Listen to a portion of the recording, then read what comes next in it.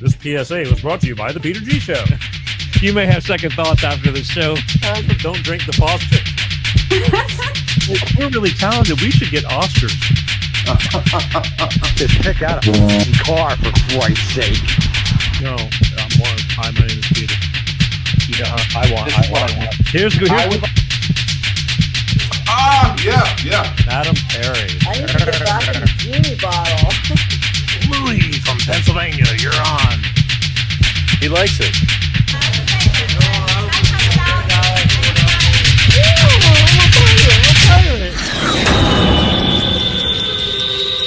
It's showtime.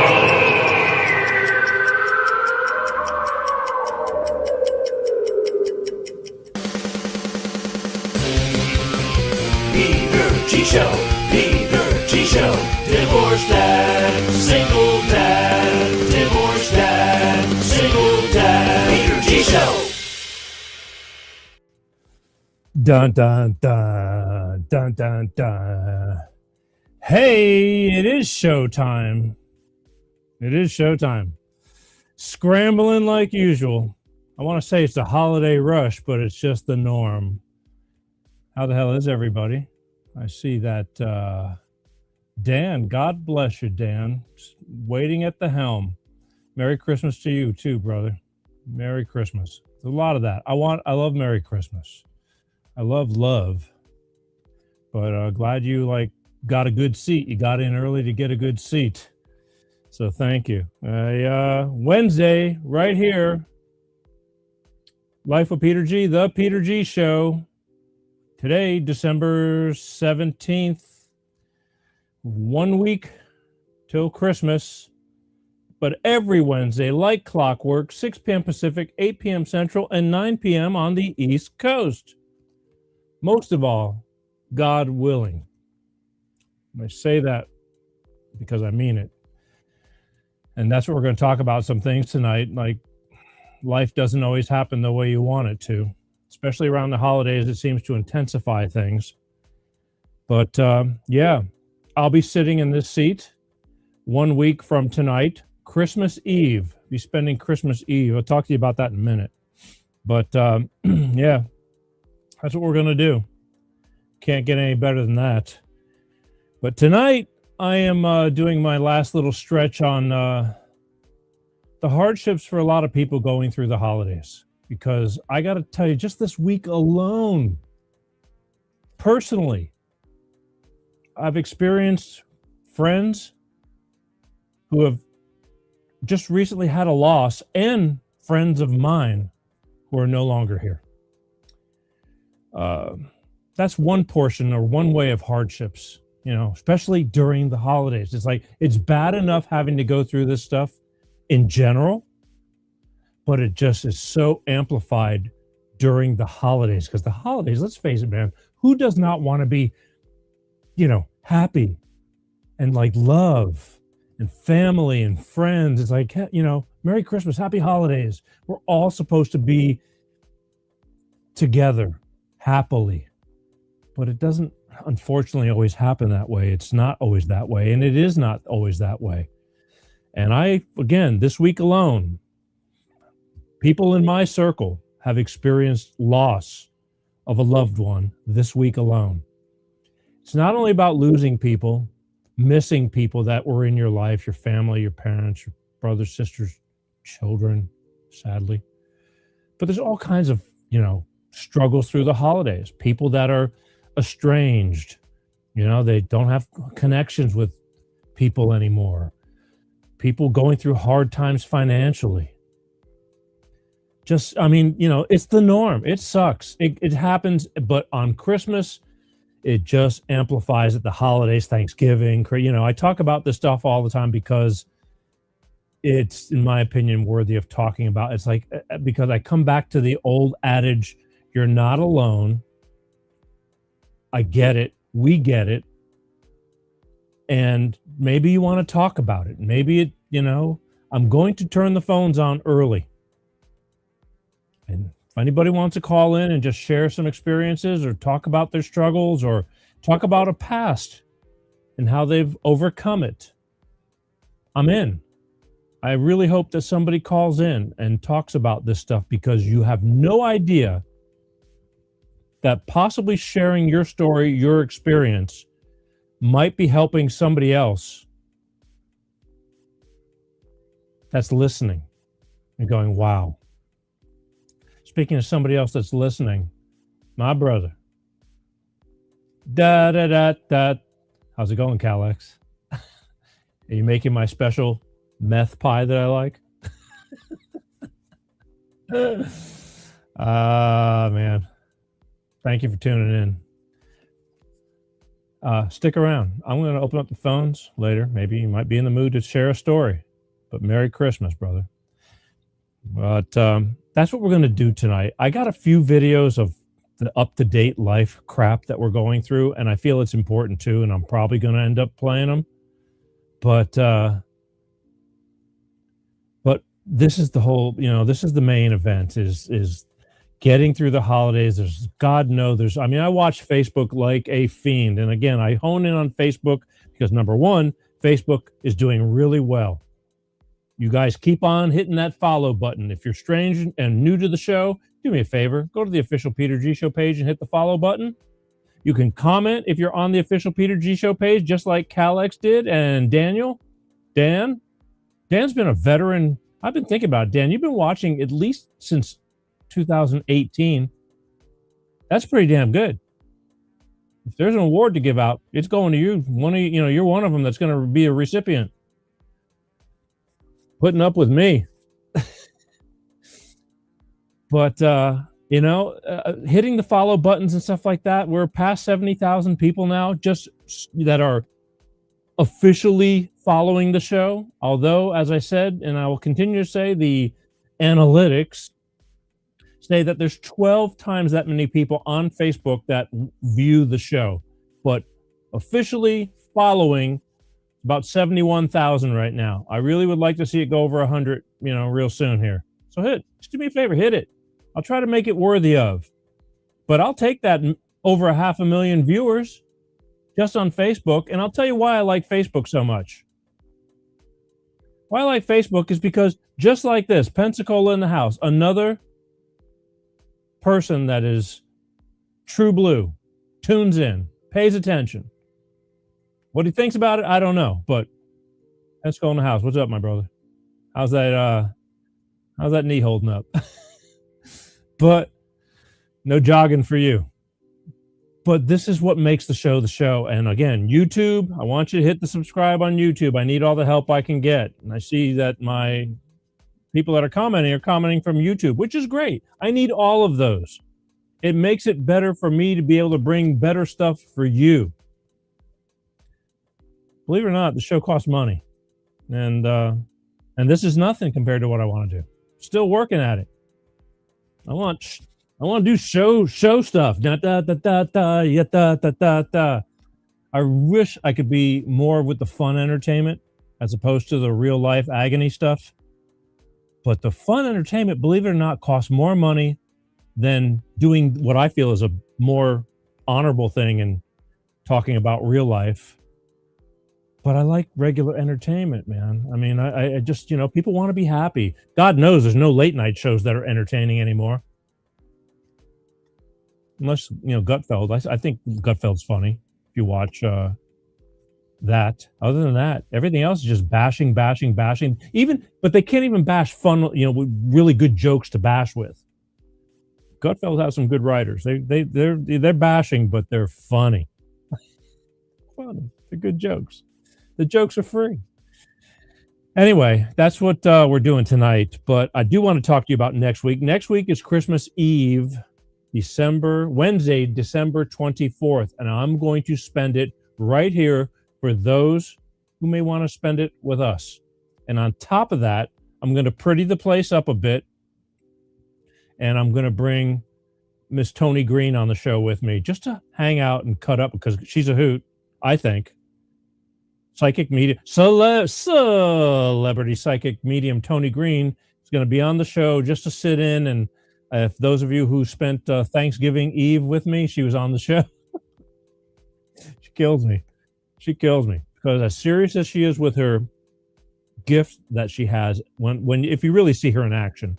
But when she's on this show, I kind of mess with her. So I take the blame for, we don't really focus on too much about, her psychic ability stuff. And I just have her on here for the entertainment. Although I have had her on the show for her psychic ability, but this time I invited her. I said, just come spend Thanksgiving Eve with me, Christmas Eve with me, and New Year's Eve with me. And she said yes. So I just want somebody to bounce off of. And she's just easy to make smile. And again, and sometimes the reactions from her or the things that come out of her mouth just kill me. So I just think it's entertaining. And I think that Christmas Eve is a real intimate evening. It's again, another evening that everybody wants to be around the quietness of Christmas. You hope to have, and those of you who have snow. I mean, I used to experience that when I was a young kid and grew up in Connecticut. I mean, just the snow and the sounds, the streets sound differently, the lights, all that kind of stuff. It's a nice feeling. But we're going to be here. I chose to not take off, and we're going to be here Christmas Eve and just enjoy the evening together. Maybe have some Christmas music. They're going to slam me on it, but I'll find something that will be a little less decipherable. And we're just going to have some fun. But that's next week, December 24th, Wednesday, Christmas Eve, right here, Life of Peter G. The Peter G Show, a Christmas Eve with us. Okay? That's what we're going to do. And I did say I'm going to turn the phones on tonight early. I am. What else we got going on? Oh, please, again, I already kind of touched on subscribing and sharing and following and all that stuff, but it is super important. It really is. And again, I know that, in California, it's, 6 o'clock. It's just after 6 o'clock in the evening. There's people in their cars still driving home from work. So the next best thing you can do is put an earbud in your ear, Google Peter G Show podcast. Now, it's not streaming audio-wise live, but you can listen, you can be a week behind on the shows or listen to them the day after, because they'll go to audio podcast tomorrow. And you put an earbud in your ear and you can take the show on the road with you. You can listen to it while you're driving. I mean, God knows, man, spending time on those, especially during the holidays until everybody takes off and gets out of LA, the prequel to Christmas, right now, going on the freeways and people that are at malls and this and that, you want to just call it quits. You want to have a helicopter. It sucks. Traffic sucks. You're going to be spending extra time in your car just getting home from work or wherever you're trying to get to. So that's what I'm saying. Help, take a little pressure off the pressure cooker, blow some steam off, listen to the show, put the earbuds in your ears, just Google Peter G Show podcast. I'm telling you, we're on 26 different of those podcast channels that you kids listen to, Spotify, Apple Podcasts, Amazon Music, all the above, man. You can find me. We're there. All right? Cool. What else? Glad you guys are tuning in. I hope that if you're watching and you're on the official Facebook Peter G Show page, you take the opportunity to comment, like a few have already. If you're on the official Peter G Show YouTube page, you can comment and I can see them live. And I'm going to take a survey whether I should turn the phones on in a few minutes or not, but that's entirely up to you guys. I'll put it on if somebody decides to call. Great. If not. Tonight, our president's giving a speech right now. And I'm honestly, I'd probably be tuned into it too. So, just got to hear what's going on. You're going to have the haters and the lovers and, blah, blah, blah. But here we are. So, okay, here's what we're going to do. I want to hear from our good friends over at Clean Star Products, because they have a money-saving fuel additive that helps you save money on fuel, better gas mileage, better maintenance on your engine, things like that. Why wouldn't you? Cars are expensive, but don't listen to me. Hear it from them because it works. I'll be right back. Hello, it's Tyrone Thompson here with Clean Star Products, and we're here with William. High-end car service. And we've just serviced his Cadillac Escalade 2024, and we're going to be giving it a go to see what kind of results he'll be getting in his fuel mileage and any performance differences, and be checking with him later. All right. Thank you, William, for participating in our environmental program. We're here with High-End Car Services, my friend William, who's been using DX1 for a small time now. What kind of results have you been getting? Up to 45.1 miles per gallon best results, and the engine has been quieter, and I can definitely feel the power in the engine. I have a diesel. Thank you so much. We're going to keep going with the program and check in with you later. We appreciate you. The Long Life Engine program with DX1 Driver is the only safe environmental product for your high mileage engine. DX1 is a non-toxic, clean-burning oil that goes into your fuel and your engine oil, providing lubricity for gasoline and diesel engines. You save on average 10% gasoline and 15% diesel fuel consumption. Call now for a price quote and place your order today. It's the Long Life Engine program from Clean Star Products and Tyrone Thompson. Yep. 2 words. It works. It does. I use it myself. I wouldn't have believed it until I started using it. I have a gas hog. I have a V8. Drinks a lot of gas. But I put this little bitty bottle. Now, the bottle I use is a little bit bigger than this because this bottle services a typical 4-door sedan. You just pour one of these into a clean oil change. When you get your oil change, lasts the whole oil change. And then every time you fill up your tank with gas, you put this little bottle, another little bottle, into your fuel, fill up your car, and drive. It's that simple. I noticed the difference within about 3 tankfuls, 3 to 4. And I knew it. I could tell. My daughter even noticed it when she borrowed my vehicle. But don't believe me. Here's what I want you to do. Go see them. Go to their website. Go to www.cleanstarproducts. They have all the information right there. You can read up on it. But I want you to even take it a step further because I believe in this stuff that much, and so do they. You're going to have questions. There's a phone number. It's on the website, but I put it up for you. I can't make it any easier for you. 310-200-8931. Right there. If you call them, chances are you may even talk to Ty Thompson himself because he's proud of his product. He's got a product that works, and they know it. So they're going to answer any of your questions. The truth has no problem telling the truth. That goes for a lot of things. Ask them whatever you need. They'll answer your questions, and after you talk to them, should you decide to order, here's the kicker. You mention you saw it on the Peter G Show. You have to do this by calling them. Mention you saw it on the Peter G Show. They will send you 5 bottles for the price of 4 for watching it and saying you saw it on the Peter G Show. 5 bottles for the price of 4, and that's a perfect starter kit to really see if you can tell the difference and start protecting your vehicle. Because 1 in the clean oil change, and then you have 4 left for 4 full tanks of gas. That should get you going. After that, if you want to add 1 every tank, that's great. If you want to do it every other tank, once a month. How's that? Good food, good body. I'm telling you, it makes a difference because the 1 in the oil change will last the whole oil change, which is 5,000 miles on average for your average American car. 10,000 if you have a German car or something like that, Mercedes, BMW, whatever. But it works. I didn't have to step on the pedal as much to get it to go. But more than that, lubricity, it keeps everything moving smoothly in the car. Less friction equals less going to see the mechanic. God knows how much, repairs are. So good food, good body. Call them. Call that number. Talk to them. Ask them whatever you want to ask them. And if you decide to order, tell them you saw it on the Peter G Show. They will send you 5 bottles for the price of 4. The deal's the deal. It's the holidays, for God's sake. Makes a great gift. Give it to somebody who's got who needs to take care of their car. Like they don't do enough. It's like they couldn't be any simpler. Just put it in before you put in the fuel and then drive. It's that simple. Yeah. All right. Okay. So as always, before we shift into high gear here, I want to just take a little sip to get the show started. Thank you for everybody who's tuning in. Please, like I said, share, follow, subscribe, whatever.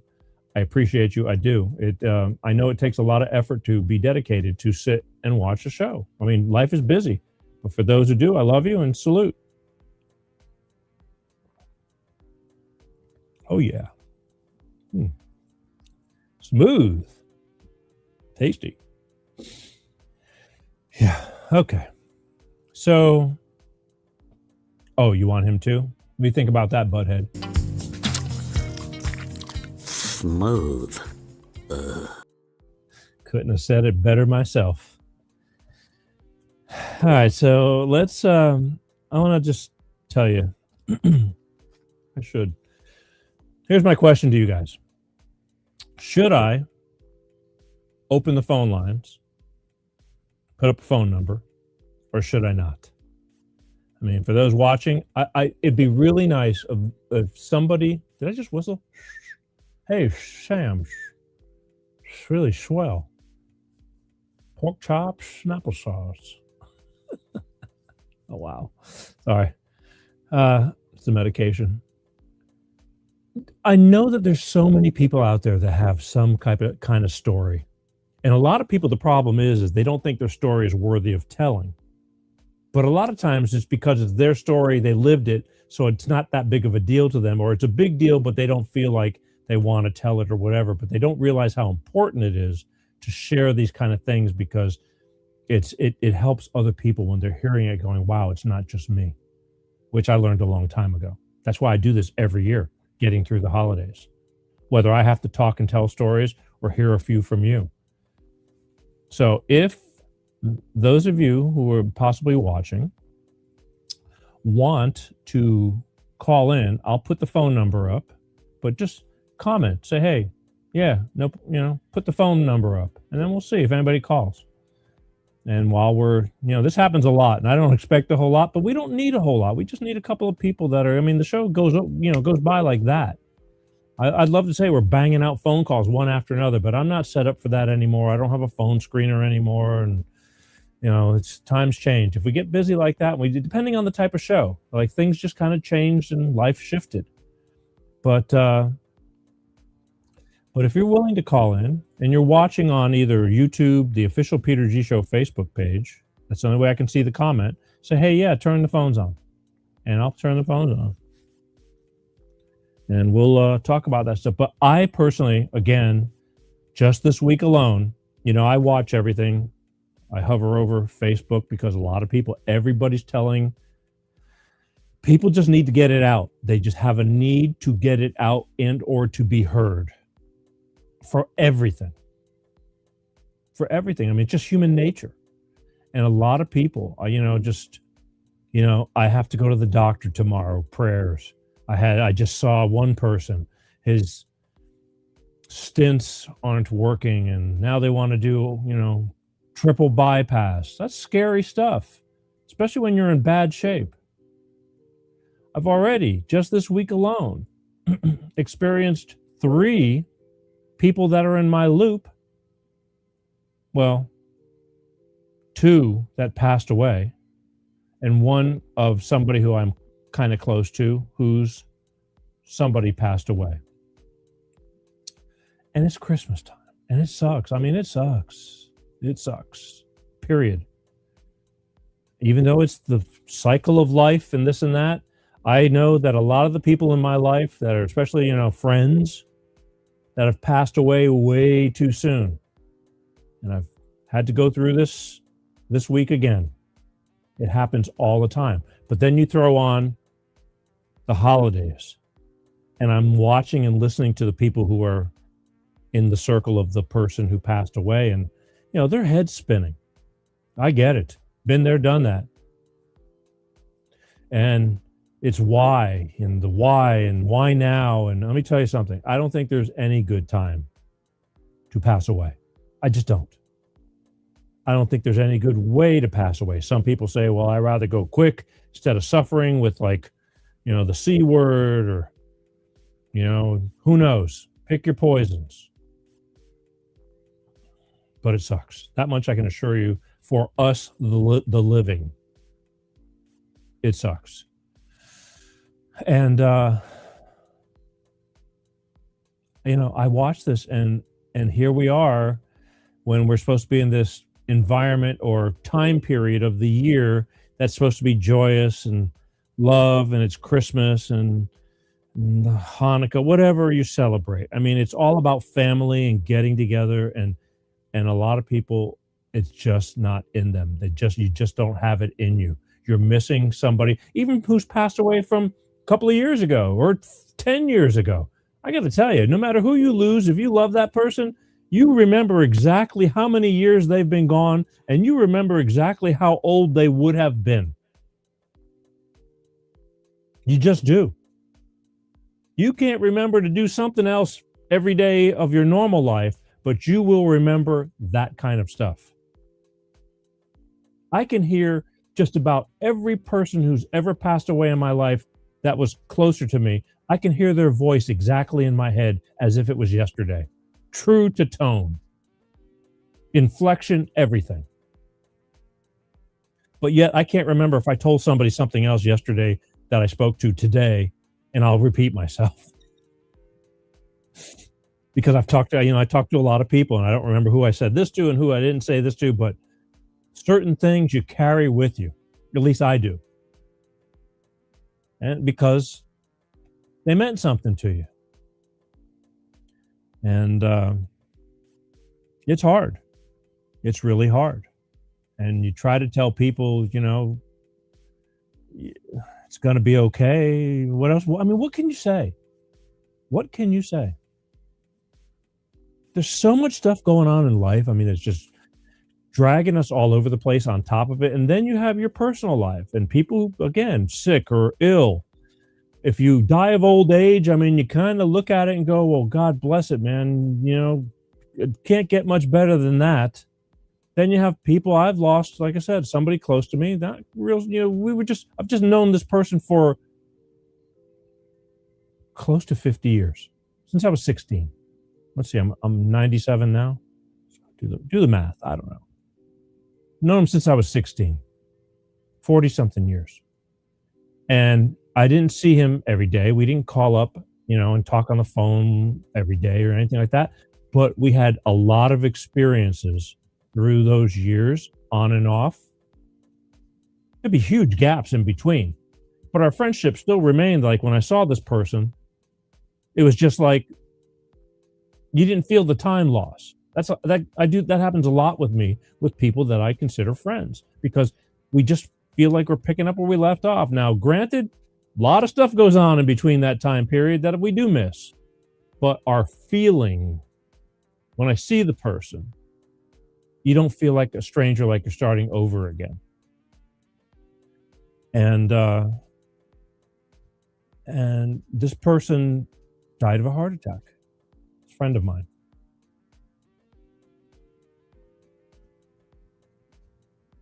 It happens, but it sucks. And I, went and I talked to his, I guess you'd call it his widow. I mean, I don't think they were ever really married, but they were together a long time.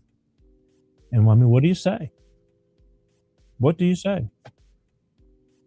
It's the craziest things. We managed to spend some time without tears, but believe me, I know she's crying a lot, and it even got me because, again, I value my friends, and again, especially more when you feel they left way too early. And there's all types of cases. There's people who just flat out didn't take care of themselves. There's people that suffer from abuse, and eventually it just takes them out. And you go, well, he drank himself to death, and that's just sad. But then you have the people who are like just normal, just going through life, pretty much everything in moderation, and you got problems. Now, this friend of mine, he had some heart issues. Same thing. He had a couple of stints, and from what I was told, I found out just recently that the doctor said, yeah, we might have to go and replace them or something because there's one starting to give out or this and that. And he didn't make the deadline, I guess, and out of the blue. But again, for us, the living, now these people, family, friends, children, spouses, it's the gift. It's a chain reaction of dealing with this stuff. And a lot of people have a very hard time. I think the people who are deceased now, they're probably, I'm really hoping I'm correct. They're doing way better than us. Way better than us. I have certain beliefs about things, about what happens. I want to hope I'm right. Won't know till I know. But I don't believe that we're just, as a friend of mine said, worm food. I believe we have a soul, and it's complicated. It's complicated. But if we all knew all this stuff and all it would affect the way we live now. So it's a guessing game based on your beliefs. But but again, the people that are hurting are the ones who are feeling the loss here right now. And that is really what kind of sucks. And I'll tell you what I'm going to do. I'm going to just put the phone on, and if anybody calls, great. If anybody wants to call, that'd be awesome. If you don't want to call, I got, it won't be the first time. Where are we? I need, we'll go there, and there it is. If you have something you want to talk about on this show, about the holidays, about an experience you've had, a few things have gone on, how you're getting through struggles, the survival stories. You just got a good story to talk about the holidays. Call me now at 818-259-7983. I will try to take your call, share it with everyone. Again, the beauty of this show is this show literally picks up big momentum weeks later down the road when it's running into reruns on demand. Live is hard. You have to be here at a certain time to make it, to catch it live.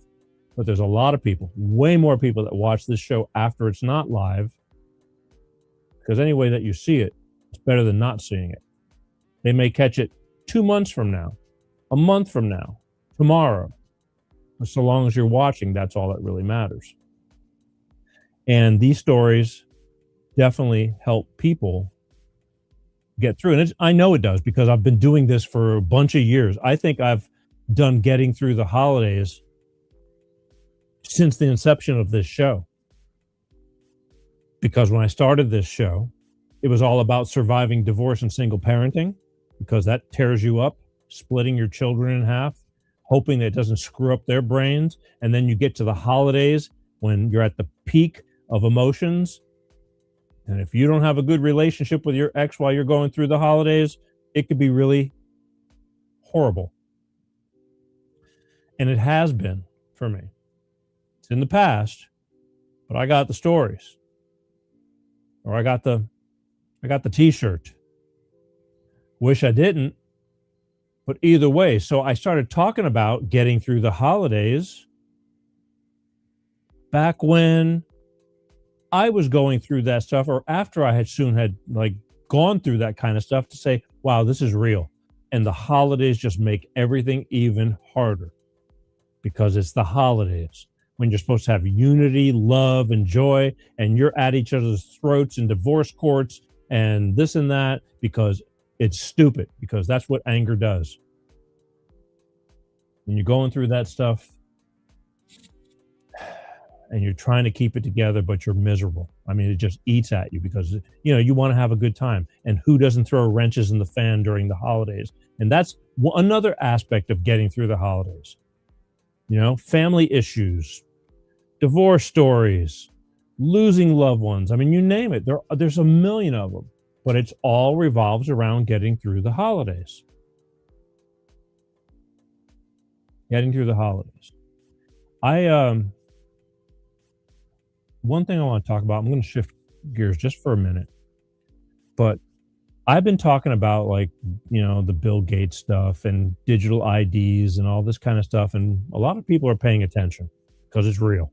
It's very real. And I can't say enough how pleased I am that how many people have come together to agree that Bill Gates, all his endeavors have to stop. I don't know how. I don't know why they're still going. He's untouchable because of the deep, all these WHO assholes and the World Economic Forum, WEF, and all these people. They're the cult, the ones. They're the ones trying to just cut this country into pieces and then turn it into a one world order. And they're going to be the heads of it because they know better. They know nothing. And there's one thing that I get on the comments about a lot of this stuff when they comment about Bill Gates and or the mark of the beast and this and that. I get a lot of religious people that make these like Bible quotes and things like that.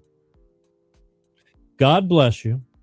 I'm glad you can quote the Bible. I can't, but that doesn't mean I'm any less or more than anyone else when it comes to having some form of accountability and belief. But there's things in this government. People have been talking about this Project Bluebeam for a long time. Project Bluebeam. Keep that name in your head, because there's technologies that are so secret that will never be used until they got to use it because they have to use it. And there's this Project Bluebeam thing I've been hearing, whether it's staging alien attacks and all that to get you, the people, and again, all the vaxxers, the sheep and this and that, the people who are easy to convince that are unaware of this stuff, they want to take control of people. And the only way to do that is to put fear in them. And the biggest one now I'm getting down the pipe is that they are going to create, through holography and satellites and all this technology I know they have technology that can actually beam into your head and put thoughts in your head, like your own inner voice. They've done it. Again, you might call me crazy. I don't care. I'll just put it out there for you to keep in the back of your head. What's it called? It's called So I'm hearing down the pipes that the biggest thing they want to do to get everybody rounded up through religion is to stage the second coming, to stage a being coming down from the skies, talking in all different languages all over the globe through satellites and imaging. And then everybody's going to fall to their knees, and because this is what they've been waiting for. The Bible says it. The ultimate prank. And I fear this because I fear that people aren't going to question it. They're just going to freak out if this ever comes through, and we'll know, and just freak out and abide. And I'm not telling you that there isn't a real God, and I'm not telling you that there may or may not be a second coming or anything like that when Jesus walks the earth again. I'm not saying that.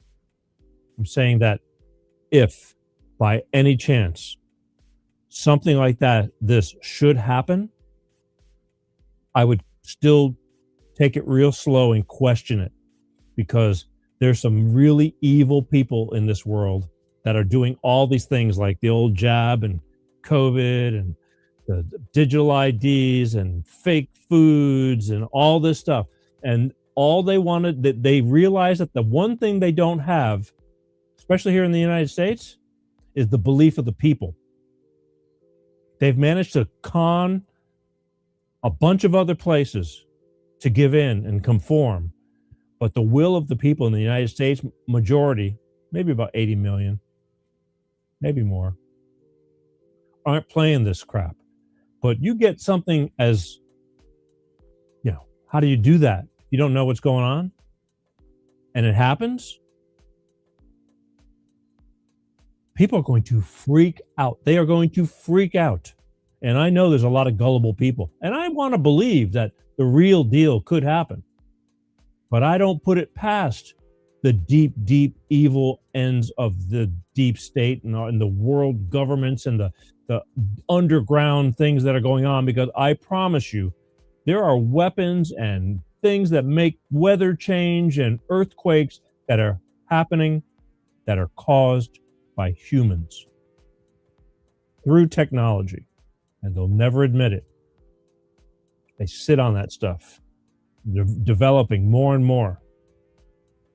So I want to play a real quick video for you about this Project Bluebeam, because I don't think I'll have time these next 2 weeks, and I want to make sure that you see this, to have it in the back of your head. Maybe I'll play it again next year or something. But if this ever happens, I just want you to know I told you, and be careful before you start freaking out and believing. But here, check this out. Digital Messiah, the final phase of Project Bluebeam. Imagine one day the sky splits open. A blinding light, a divine voice, and a figure descending from the clouds. Billions drop to their knees, convinced the prophecy has come true. But what if that savior was software? This is the final phase of Project Bluebeam. The alleged plan to merge faith, artificial intelligence, and holographic technology into one global spiritual event. The goal, to unite the world under a single religion, a digital God created and controlled by man. Here's how the theory goes. Massive satellites project a 3D hologram visible from every continent. Advanced AI, already capable of mimicking human speech and emotion, speaks in every language simultaneously. And deep neural voice tech can reproduce the sound of any religious figure, from Christ to Buddha to Muhammad. Scientists call it technological transcendence, but conspiracy researchers say it's psychological warfare, using faith itself as the weapon. Once humanity believes the divine has returned, one authority will rise to guide the new era, the global system that's been preparing for decades. When miracles can be coded and gods can be projected, faith becomes programmable, and whoever controls the code controls belief. So, when the sky opens, will it be revelation or simulation? If a divine figure appeared tomorrow, would you believe it or question it? Could you imagine that? Can you imagine? And here's the problem. Most people are going to say, no way. They can't do that. They can't do it. Just like when we were talking about direct energy weapons a couple of years ago. No way. It's Star Wars stuff and this and that, blah, blah, blah. Way. But could you imagine if they pulled something like that and everybody's going to freak out and they're going, you must believe me. So then everybody's worshiping this, what they believe to be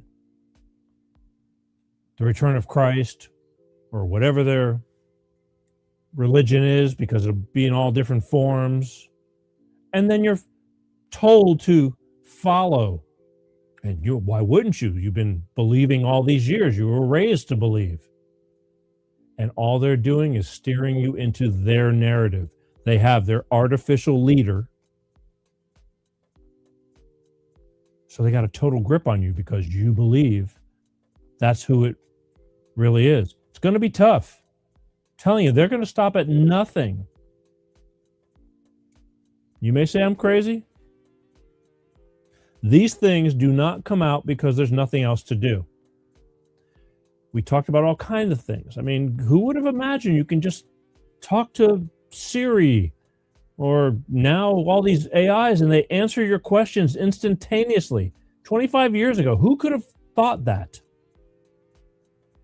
But in the 60s, Star Trek, they had that little button on the lapel to talk to the computer wherever you were. It listened to you and did what you asked it. 818-259-7983. You could talk about either the holidays, whatever's on your mind, problems you've had, struggling right now through the holidays, you've gotten through, you had bad times in the past, any kind of conversation to share. Any kind of conversation. I just wanted to play that video because I truly believe if they could pull that off, they're going to, because they're that desperate, because they're not getting as many of us to fall into their trap as they wanted. COVID was the big test to see, lock people down, stay in your houses, don't go out, see who's paying attention. And then little by little, people started going, hey, wait a minute. Not everybody, unfortunately. You still got a lot of people that are just taking every booster they can. I pray for them. But they are realizing that it's not going to be as easy. And it shouldn't be easy because this is the wrong kind of stuff. So they're coming up with whatever they can, causing turmoil, disruptions, everything they can to keep everybody separated, everybody at each other's throats. They don't want unity, because unity they'll never be able to beat. That's why I keep saying, whoever, united we stand, divided we fall, couldn't have been a better expression. Because the truth, we need to stick together instead of arguing over. That's what I could do for you guys tonight too. I really wanted to explain. I finally found a good explanation as to why I switched from being Democrat. Now, I don't really care to be Republican either. I don't care to be either, but I had to change because in my mind, things were getting way too crazy.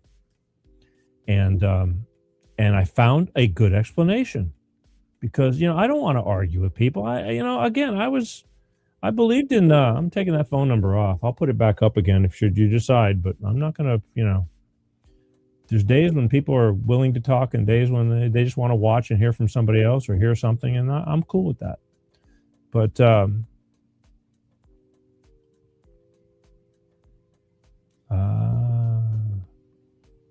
yes, me too. Me too. It's life altering, whether you know it or not.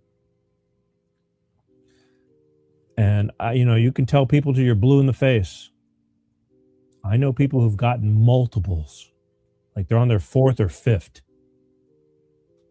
and don't even need it. Like updates, CVID shots, updates. And I go, what are you doing? Well, I'm going on a cruise, so I want to go get a booster. I go, for what? So I don't get sick. It's like, oh my God, my eyes, my brain is just going crazy. I'm going, what for? But they're that sold. They're that sold on it. That's that percentage of people that's like, and I said, look, I love you. You need to stop doing this. This doesn't work. It's not healthy. And they go, well, there's nothing wrong with me. I go, you're one of the lucky ones. So far. And I go, why would you do that? I go, they don't work. They go, well, yeah, but it does, because if I did get sick, I won't get as sick. One of those lines. I'm afraid of even the flu. They're altering everything. Until we can get this straightened out, I ain't touching nothing. I'm good. Anyway, Steven says, glad I never took the jab. Yeah. A lot of people, there's more people that are glad they didn't than are glad they did. Believe it or not. So, as we've gotten into this crazy right wing, left wing, Democrat, Republican, libtards, whatever. Libtards are in their own thing. That's a league of their own. I finally found a good explanation. I got 2 videos now if I'm going to get into this to explain to you why I don't believe in the Democratic Party anymore. I just think they're off the rails. They've lost their shit. Doesn't mean I didn't used to believe, but I'm going to tell you that my common sensibility just says what used to be isn't anymore. I mean, that could go with anything. There's a lot of things in your life that, yeah, this was great then. It's not good anymore. And I choose to not either buy it, use it, stand up behind it, whatever. Things change. And I found John Kiriakou. He's an ex-CIA guy. This guy's got great stories. He's got great stories. And I happened to catch him talking about Democrat, Republican. He was a Democrat too. Let me tell you, if you grew up on the East Coast and things like that, I don't know how, but you were a Democrat. You just were. I got lots of friends, Democrats, but I don't get into arguments with them unless they want to, if they choose to be mad at me, that's on them. It will never be on me. I just don't feel that group represents what it needs to represent anymore. I think they've lost their way. And here's a good explanation. So check this out. This is something really important because I need people to understand that I'm just not, if the red team, which again has its own share of problems still, but I had to pick the lesser of both evils.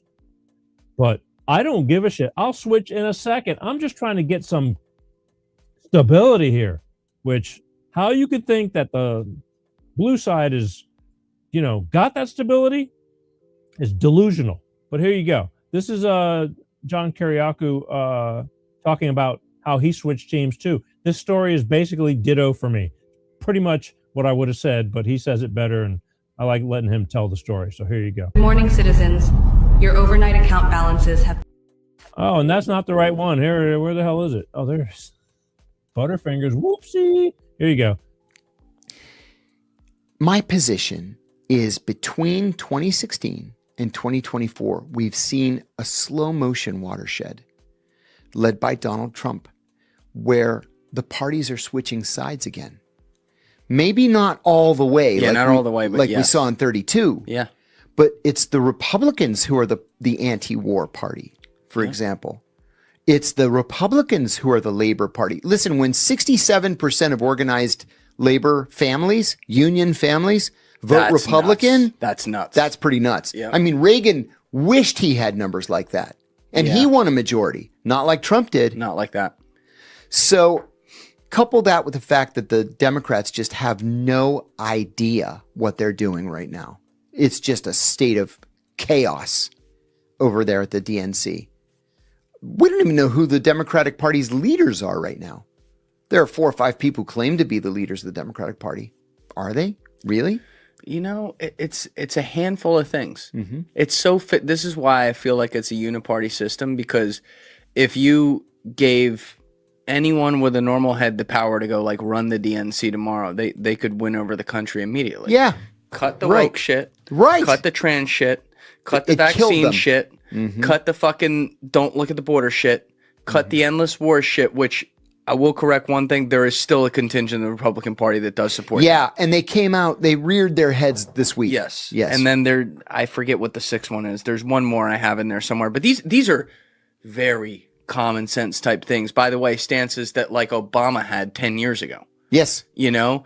And they don't do that. And what's now it's like people are so pissed off about it that I see the hard whipsaw back. And that could have some reverberations that people, including myself, aren't going to like. Mm-hmm. And it's just the equal but opposite reaction physics law of life. Like, this is what happens when you go too far with stupid shit. People are going to see through it. So true. You know, when I see someone with a Ukraine flag in their bio, I can go through their next fucking 40 policies word for word. And they probably don't even know what these policies mean, but that's what they were told to do. Absolutely right. And you know, when you see on the evening news Hillary Clinton literally kneeling in front of Henry Kissinger, that's not a brag. No. Henry Kissinger's a war criminal. Yeah. When you see Kamala Harris championing and announcing her endorsement by Dick Cheney, that is not a brag. You forgot the IRS too. And the IRS. And Diddy clients all the same week. Yes. Trifecta. Yeah, seriously. So, you know, I came from a Democratic family. My grandfather had a framed picture of Franklin Roosevelt on top of the TV all the years I was growing up until he died. I still have the picture. I was a 3rd generation Democrat, and I quit the Democrats in 2012. I'm like, I can't do this anymore. I agree with you that on most issues, we've got a uniparty. 2 sides of the same coin. You can sort of tinker around the edges with some differences, but for the most part, they're the same. That's me. I cannot stay on a ship that is taking on water, and you know why it's taking on water, because they're drilling holes in the boat, and stay there loyally.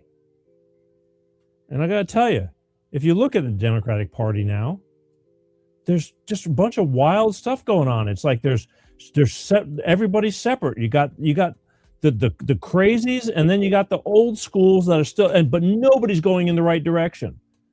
Nobody. And I chose to not support that anymore. I couldn't support it just because it's like, you know, it's like, how do you put that? You know, somebody's doing wrong and they're not that good, but because you're related to them or something, you have to support them. It's like, no, I see no future. I saw no future in what was going to possibly happen if someone else was elected. And you can call me crazy and say the orange man's nuts and this and that. I think there's a lot of deep stuff going on in the backgrounds that we don't know, because it's just the way it is. And it looks, and again, these people are trying to sabotage him anyway. They did it during the 2016 presidency, and they're doing it again. Except this time he's got a better grip on things. This is only 1 year, going into 1 year. I'm looking forward to this next year. I'm hoping that some heads are going to roll and that it'll all start to make sense. I saw something last night that I think I would want to play the whole show that I watched that explained a lot of things that your average person just would not know. And whether you choose to believe it or not is up to you. But it's a real eye-opener as to why things are so crazy and how come it's taking so long to get things done. You can't just snap your fingers. I've told you this many times. It's easier to tear down a building, to demolish a building, than it's much quicker to demolish a building and ruin it than it is to have to rebuild it. It takes 3 times as long to rebuild it. Well, they demolished it, and now we got to pick up the pieces. They demolished it real good. Real good. But the Democratic Party really is split into 2 right now. They try to make it look like 1, but it's really split into 2. And I truly think that they're screwed because there's going to be a massive takeover by the crazies. And if you want to be a democratic socialist, go right ahead. But it's already starting. But they're pushing out the old folks. And here's a little video, and then I'll It's no secret that the Democratic Socialists of America hate the Democratic Party. I think we're all on the same page that we hate the Democratic Party. The Democratic Party is not really our friend. It isn't. So why are the DSA such major players in the Democratic Party? This odd relationship can be understood with the cuckoo analogy. In nature, the cuckoo survives by trickery. It lays its egg in another bird's nest. The unsuspecting parents raise the imposter as their own until the cuckoo grows strong enough to push the true chicks out. The DSA is the cuckoo inside the Democratic Party. DSA is not the Democratic Party. We must separate ourselves from the toxic Democratic Party. We can put forward a clear, aggressive, principled strategy that pushes back against the Democratic leadership and the Democratic Party as a whole. DSA candidates run as Democrats in safe blue districts. They slip through low turnout primaries. And once inside, they use the Democratic label as camouflage while advancing an extremist anti-American agenda far beyond the party's mainstream. I don't agree with the Democratic Party, but it's a great tool. The Democratic is a tool that we use. Once in office, DSA candidates take orders from DSA's internal enforcers and working groups. City halls and state houses start running as socialist machines controlled by the organization, not the Democratic Party, and certainly not voters. They have to have a connection with DSA's internal politics, and they have to be committed to the eventual goal of building a separate entity from the Democrats. DSA are revolutionaries, and the Democrats are their first victims. And in city after city, DSA victories prove their plan works. I think that the model that we used in New York is 100% replicatable. And just like the cuckoo, once the DSA grows strong, it pushes the true Democrats out, hollowing the party from within, building towards political independence and tearing apart the Democratic Party. The DSA is not here to strengthen the Democratic Party. It is here to consume it. We're not here to make the Democrats a little bit better. We're here to actually enact socialism. And socialism is not just better capitalism. It's overthrowing the entire capitalist state. It's our duty, DSA, to cultivate this power. The cuckoo is in the nest, and New York City is poised to elect not a Democrat, but Zohran Mamdani, an extremist within the DSA. We understand that winning an election is not an end. It is a means to an end. So the most important thing that we can do is take that empire down from within. Ultimately to overthrow our own empire. We need a movement that can drive a stake through the heart of the empire. We need to orient ourselves towards insurrection.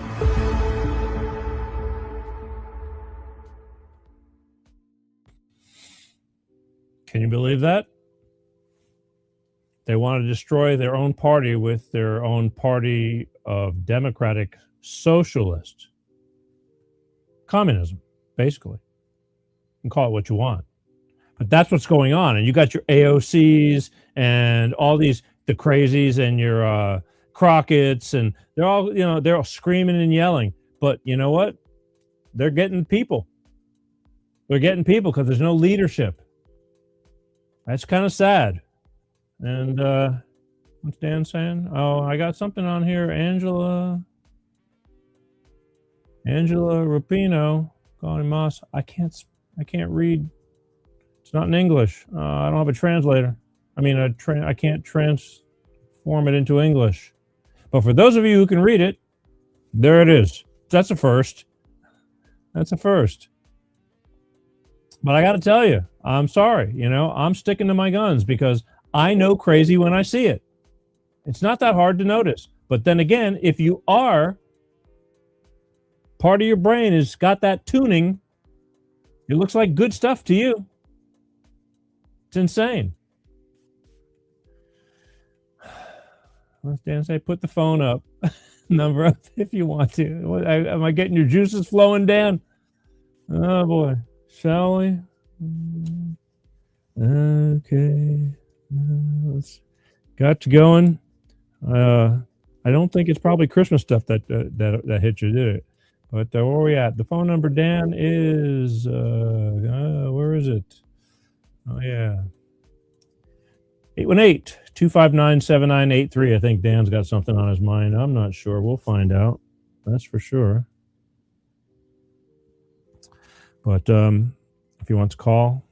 But I just had to play those things. I wanted you guys to understand that I'm not against anything that's worthy of working.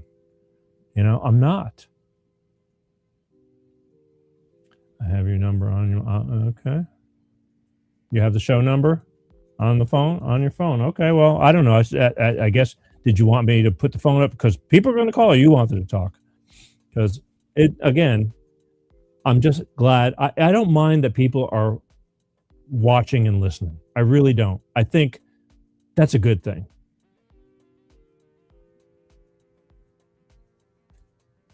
Look at this. Peter, you look nice, bud, but God is great and he will prevail. That's fine. But I also said last week, don't sit on your ass waiting for God to do something. In the meantime, we need to keep moving forward. I'm all for it. I believe that. I do. Uh-oh. There we go. Hi, I'm Life Peter G. Who's this? Hey, Peter, it's Dan. Dan, what got your dialing finger up in an uproar?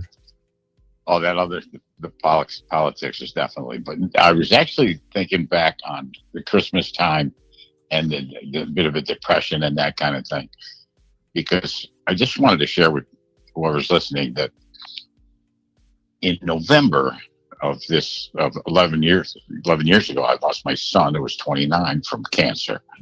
And that's an everyday thing. We think of that. But yeah, about 40 years ago, my oldest, she died of leukemia. She was 3 years, 11 months. So I lost two children to cancer. Wow. And the perspective I have on it is,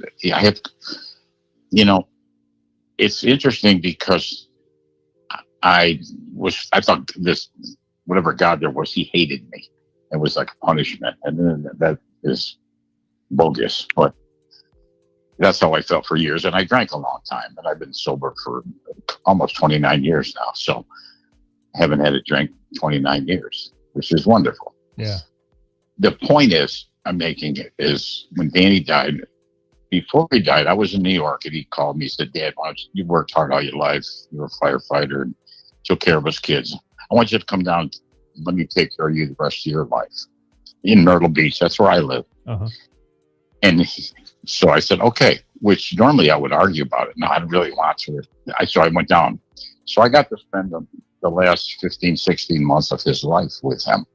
We lived together at a townhouse, and we shared it. So what a gift that was. Yeah. But I have good memories. And I would suggest to anyone that if you're feeling down in the holidays, reach out to someone and say that you would like to spend time with them and their family, if that's an option. Because if you're around people, you really kind of loosens you up to this idea of being grateful rather than sitting there and just feeling really bad. But feelings come and go. But people that love you and care about you, love last forever. And that's with people like you. Hey, Dan, do you think that, when your mind is quiet, when you're alone, your mind really starts screwing with you, and that makes things even worse, right? I think it does. And I've lived alone for over 40 years. I've been divorced for about 40 years. And I'm used to being alone. I think, I know what I like. I have a lot of great friends that I spend time with. I go to a good church, and I have faith. I do. And what you said real quickly, what you said about that, the end of days, that's in the scriptures. It talks about it. Right. So I understand that. And I know you know that. But getting off point here, I just think it's important that we reach out to people. That's important. And you know who you can reach out to. And if you can't reach out to somebody that way, maybe go out and help serve food at a homeless place or something like that to get you off your singleness and staying home and thinking about that's all you think about. Get out and do something for somebody else. That really helps. That always helps me. Right. And I don't know if that helps or not, but it certainly helped me. And now I think of the memories. I look at the old movies, and yeah, it brings tears to my eyes, and I miss them. Yeah.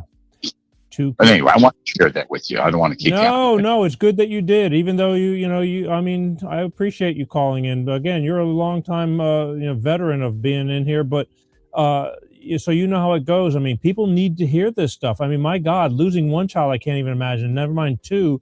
And that could take people, that could put them, to where they never recover from stuff like that. For years, it bothered me, and I went through that process, but I have two children, a boy and a girl. They're both married. I have 6 grandchildren and 4 great-grandchildren. Right. And of course, I'm 72 as well, and I'm healthy and I'm doing well. And so, my life is really good, and I have to be grateful. Yeah. I got a roof on my head. I got a nice place. I have food, the simple stuff. But I think a lot of the people that are not as, like you've got years under your belt of dealing with it, good and bad, and you've kind of got a grip on it. That's something that you never can get over. You just learn how to live with it. But a lot of people just reaching out for help. I know people I have somebody who suffers from bad depression, and he's like, I said, you call me because this is like depression to where like he thinks about, offing himself and things. And I'm going, dude, just call me. I don't give a shit what time of night it is. If I'm awake, I'll answer. And he said, and then he goes, but when you're in that moment, you don't feel like you want to bother anybody. You know what I mean? You're right. And I have a friend that has been talking about suicide for the better part of a year that I've known him.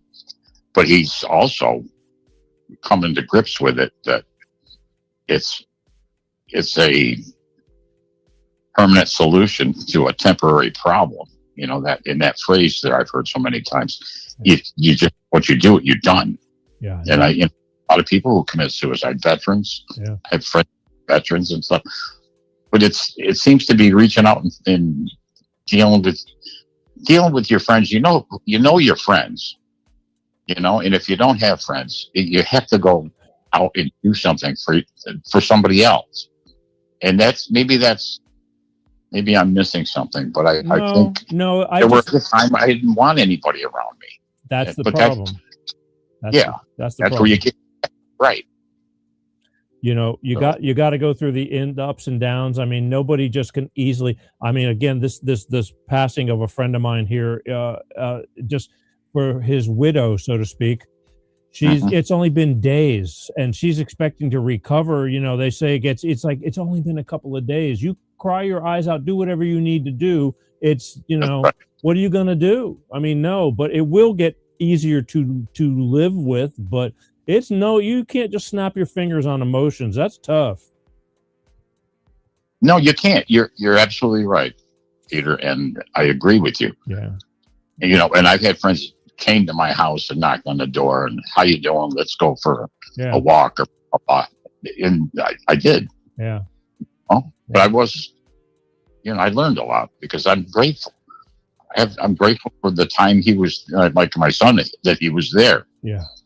That I got to spend time with him. That I didn't even think of that for a couple of years after he passed. Never put that in perspective. But you're right. But I didn't, I didn't want to hurt myself because, no, I have an ego. I couldn't go to my own funeral and see how beautiful it was. Look, I think the reason, again, I encourage for like just what you're saying is because is talking to the people that are in the beginning stages of, they just can't seem to get past that point where you kind of say for being grateful, they're not, they're still at the why me, why, that stage. And so hearing both sides of it, seems easier said than done, but it's not easy. It's something you just learn to live with. I mean, because you're alive. Right. And grateful. But there you have to motivate yourself, because you look at yourself and you think, what should I do? What would they want me to do if they're gone now? What would they really want me to do? I know. And ask somebody for, it's not easy to ask for help. No. It's not a weak strength. People don't see it as, people see it as a weakness, especially men. Yeah. We don't like talking about feelings or ask for directions. That's right. Just get more gasoline in the tank and keep going. That's right. Well, look, it's another. Yes. It's a bitch. Yeah. Again, what do you're one of the luckier ones in, however if you want to call that lucky. I mean, because you've managed to come full circle and find the upside or the brighter end of it. But again, I seem to always be experiencing, maybe because it's fresh, or when I find these people, but it's, there are a lot of people hurting, whether it's even financial difficulties or whatever, the holidays, especially now you're at, you remember the people who aren't there that you wish were there, that kind of stuff. True. But I do have faith. I mean, I'm a Christian. I church, and I read the scripture, so I do have a faith. Yeah. But that's relatively new to me, actually, within the last couple of years. So, to be honest with you, but it's difficult at that time when they're gone. I remember when he died, it was a horrible death. Yeah, he couldn't breathe, and he died. And he was 29 and strong, and it just I wanted to be by myself. Yeah, But anyway, I know. I hear you. I'm sorry. Mary, you ever had in your life, and I'm sure your daughter's getting big and tall and pretty, and she's healthy. God bless. She's going to be 20 on Saturday. It's killing me. It's killing me. I mean, she's a good 20. You're a good father. You talk about, you know what I mean? I've heard some of the stuff over the years, how you spoke about her and how you spent time, and you go to Pensacola, I think it is, and spend time with your friends there. Yeah. And by the way, I want to let you know, I have a good friend, Norm, whose mother is the sister of Joe Picaro, and that's Steve's cousin. And it was Jeff's and Michael's cousin, and he grew up around in Connecticut. Anyway. Yeah, I know. I met some of the family up there back when I was out with them, and it was a trip, but it's been quite a while. God, like I said, time is flying, and that was a great. Yeah, it was good. It was good talking with Steve, because again, I don't get to speak to many of these people. Who we've had a lot of being in bands and on the roads and stuff like that. It's very intimate. It's deep. It's not like the working environment of a corporation or something like that. It's a lot different. And so the connections are there, but we all dance in different circles now, and time is just going by. And again, just like you said, my daughter, I'm still crazy as hell about my child, and it should be like that with your children, but things change and they're getting older and colleges, and it's going to be a lot of change for me coming up right now and things that after the first of the year, but we're all here and I'm grateful. Did you ever meet Aunt Liz, like everybody calls her? That's Joe Picaro's. Yeah, Aunt Liz, and I talked to about, and it was Uncle Norm. It wasn't it? Yeah. That's the and it's his son. Okay. He lives in Myrtle Beach. We were neighbors. We both moved to different houses now. But I'm going to go over and see them. She's coming down. Aunt Liz is coming down on Sunday. Uncle Norm. I met Uncle Norm when we were in Connecticut, and he was a character, and we had him so hyped up, like we were trying to get. He wanted to come on the road with us, and I just remember, and Aunt Liz was like, "Oh, he ain't going nowhere. He's not going." This was 2002. I mean, it's 20 years ago, but that's how it feels like yesterday to me, but it's really been quite a long time. My history is fading fast, unfortunately. Well, I'll mention your name to her. She'll never remember. She'll never remember. But no, he's got a good memory. She calls me. I mean, but back then, we were just flying in and doing what we did, and we're out. It wasn't like it was like the family part of the band. You know what I mean? I understand. But anyway, but again, I'm very grateful. Believe me, I'm grateful for everything, even my ass ache. Somehow or another, I got something out of them, and that's why I'm sitting here in this seat. The God works in mysterious ways. I never thought I'd be sitting here and with a tie on. The only reason I realized I could wear ties is because I went to divorce court so much and had to go buy suits that the people thought that I was the attorney. Because I was a jeans and t-shirt guy my whole life because of music. You didn't have to do this kind of thing, but here I am, and everything kind of led me in this direction, and here we sit, and that's all fond memories. And I hope someday I could have a set big enough to bring on and do some of this music stuff before it's too late, but only time will tell. I can only keep trying. That's all. But great job. All right, brother.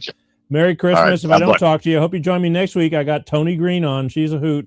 I'll be home that night, and after I go to my friend's early dinner, I'll bring my empty Tupperware and then leave. All right, there you go. God bless you, and I love you, Pete. I love you too. Thank you, and again, thank you for being a long time. Just watching me go through all my hell. So thank you. A blessing. All right, I'll see you later. Okay. Good night. Bye. And there we go. Dan, bringing it. I forgot that he lost not a child, but two grown children. That's a feeling just the thought of it just could take me to my knees. How you survive that kind of stuff. And that's why we talk about it, because it's his wisdom of going through it and surviving. What the hell am I doing here? Hang on a second. His wisdom of going through it and surviving it and sharing that little bit of a story. Anybody catches it, for those of you listening, you got people who might need to hear that, share it. You could be saving somebody a lot of hardship by letting them hear something that's relatable to them. It's really important. So where the hell, Tommy? Now I'm looking at comment. Tommy. Well, look at you, Tommy. You're on fire tonight, aren't you, buddy?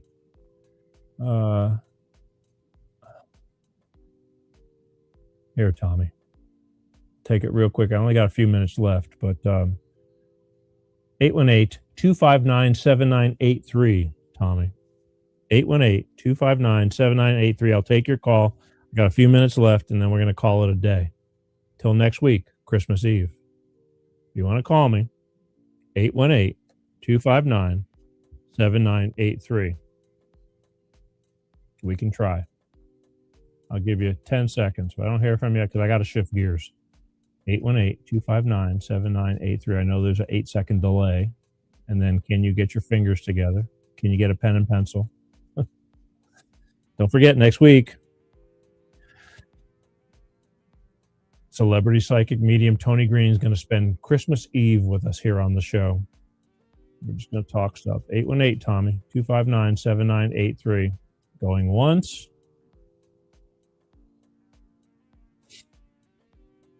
Oh boy. What the hell is he doing? Yes, sir. Yes, sir. What?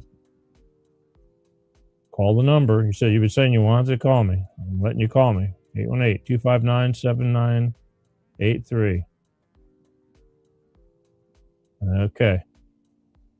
Give you 30 seconds more. Otherwise, I'm turning it off because I got to keep moving here. I'm at the 120 mark. 818-259-7983. That's the number you would call. Talk to me right now, Tommy. 15 seconds. Phone doesn't ring in 15 seconds. I'm unplugging it because I'm not going to catch it last minute and then go overtime. Going once. 818-259-7983. Going twice. Tommy. 818-259-7983. And we're gone. Okay, I don't know what happened. It looked like you were chomping at the bit to call, but I had somebody else on the other line, and he had something worthy to say, and I was not going to. But here's what you can do. You can, take that number down for the future. I always open up the phones a lot of times, and nobody wants to say nothing. You can always. There's always another show you can talk. All right, look. I want to remind everybody next week. I want to thank Dan again for opening up. He watches this show a lot, and he'll contribute because it's something worth talking about. As hard as that topic is, I think it's a really hard topic. But anyway, he's been around. He knows what I do, and he still watches this show. How much better is it than that? I want to remind you, next week, Wednesday, December 24th, Christmas Eve, I am going to be here at work. We are going to spend Christmas Eve together. Why not? I'm going to have celebrity psychic Tony Green on the show with me, just being her. And let me tell you, the normal side of her, you'd never know that she's got this gift to talk to the other side or things like that, because she's just what the hell is that? She's just a hoot. I like messing with her. She's easy to make laugh. She's easy on the eyes. She's going to join me right here Christmas Eve with you guys, so we can just enjoy the holiday. I think Christmas Eve is a real intimate time, and we're going to spend it here for those of you who maybe home alone, whatever. Let's just spend it together. Okay? Next week, Wednesday, Christmas Eve, Wednesday, December 24th, Christmas Eve, right here on Life of Peter G, the Peter G Show. We're going to spend it together. Okay? And that's it. All right. I love you guys. I hope that some of these stories or things that I've even told you, make some kind of sense. What the hell is that?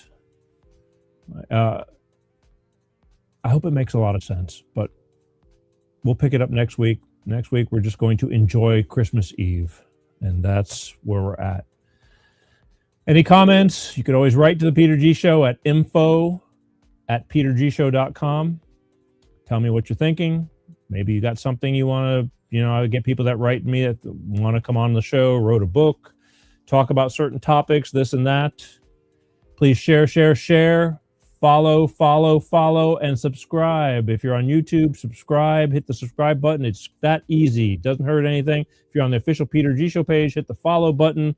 It's that easy. We are killing it on Facebook, and I appreciate you for that. But, it's always been a challenge with YouTube, but I'm not giving up on them. They'll stop beating me eventually, or, censoring me, and eventually they'll leave me alone, maybe. But I won't. I'm not an easy quitter. I don't give up. All right. I love you guys. Is there anything left I have to tell you? No, there isn't. Enjoy your week. I hope you enjoyed the show. Please share it for people who need to hear it. See you next week.